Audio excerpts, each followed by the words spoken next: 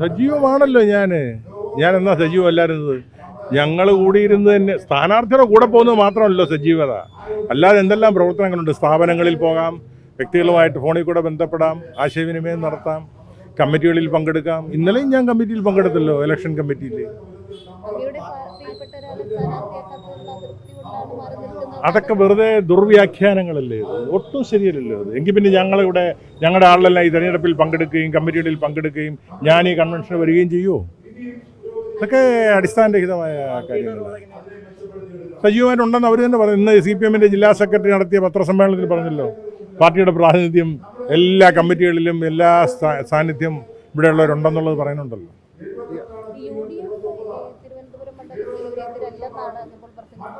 അല്ല, ശരിയല്ലേ? കാരണം വെച്ചാൽ ഇവിടെ ഇപ്പോൾ കഴിഞ്ഞ ലോക്കൽ ബോഡി ഇലക്ഷനാണല്ലോ ഏറ്റവും ഒടുവിൽ നടന്നത്. ലോക്കൽ ബോഡി ഇലക്ഷന് LDFും BJPയുമായിട്ട് 6000 വോട്ടിൻ്റെ വ്യത്യാസം, LDFും UDFുമായിട്ട് 8000 വോട്ടിൻ്റെ വ്യത്യാസം. അപ്പോൾ ഫൈറ്റ് ആരുമായിട്ടാണ്? LDF BJP ഫൈറ്റാണ് ഈ മണ്ഡലത്തിൽ നടക്കുന്നത്. അതുകൊണ്ടാണല്ലോ കോൺഗ്രസ് കലാകാലങ്ങളിൽ കോൺഗ്രസ് മത്സരിച്ചുകൊണ്ടിരുന്ന ഈ മണ്ഡലത്തിൽ കോൺഗ്രസ് എന്തിന് ഇവിടെ നിന്ന് പോയി ഉത്തരം പറയണ്ടേ? അപ്പോൾ പരാജയ ഭീതിയും ഡീലുമാണ് കാര്യം. എന്തോ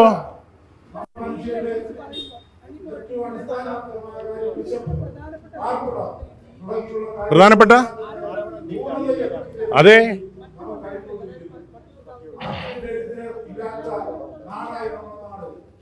അതാണ് കുറ്റബോധം കൊണ്ട് ചില സത്യങ്ങൾ അവർക്ക് പറയേണ്ടി വരും. ഇവിടെ വ്യക്തമായ ഡീലല്ലേ?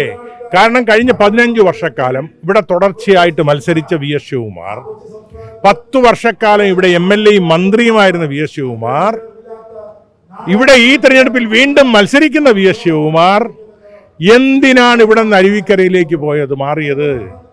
ഇവിടെ കോൺഗ്രസ് 3ാം സ്ഥാനത്ത് നിൽക്കുന്നു. അവിടെ അരുവിക്കരയിൽ ഏറ്റവും ദുർബലനായ ഒരു സ്ഥാനാർത്ഥിയെ BJP കൊടുക്കുന്നു.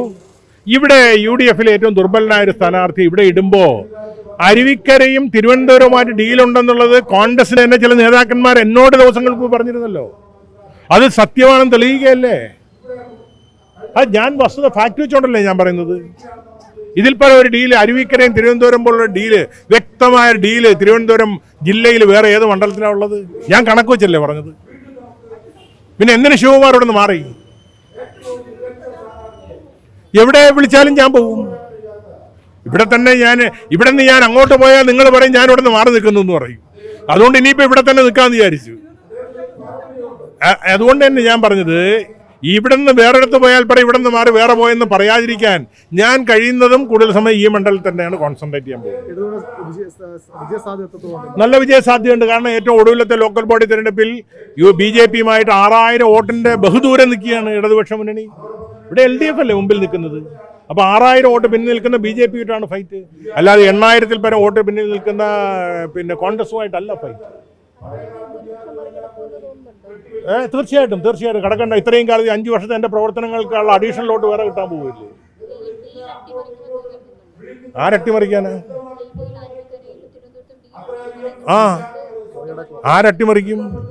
ആരട്ടിമറിക്കുമെന്നാ ഉദ്ദേശിച്ചത്? ആ ഡീലൊക്കെ ഞങ്ങൾ മറികടക്കും. പിന്നല്ലാതെ ആ ഡീലൊക്കെ മറികടക്കാൻ പറ്റും.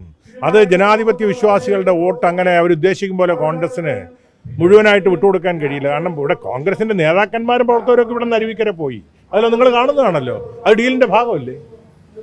വളരെ വ്യക്തമാണത്. എവിടെ അല്ല, ഞാൻ ഇവിടെ നിന്ന് പോയാൽ നിങ്ങളുടനെ വാർത്ത ഇടൂലേ? പിറ്റേ ദിവസം തന്നെ കാലത്ത് കാണാനില്ല എന്ന് പറഞ്ഞാൽ ഞാൻ എന്ത് ചെയ്യും? അല്ല, പറയാതിരിക്കുന്നൊരു ഘട്ടം വന്നാൽ നമുക്ക് ആലോചിക്കാം. ഇനിയിപ്പോൾ കുറച്ച് ദിവസമല്ലേ ഉള്ളൂ, 2 ആഴ്ചയല്ലേ ഉള്ളൂ മൊത്തത്തിൽ എല്ലാവർക്കും. ഞാൻ എന്നെ ഇടതുപക്ഷ മുന്നണി എവിടെ ചുമതലപ്പെടുത്തിയാലും ഞാൻ പോകും. ഞാൻ ഇടതുപക്ഷ മുന്നണിയുടെ ഭാഗമല്ല.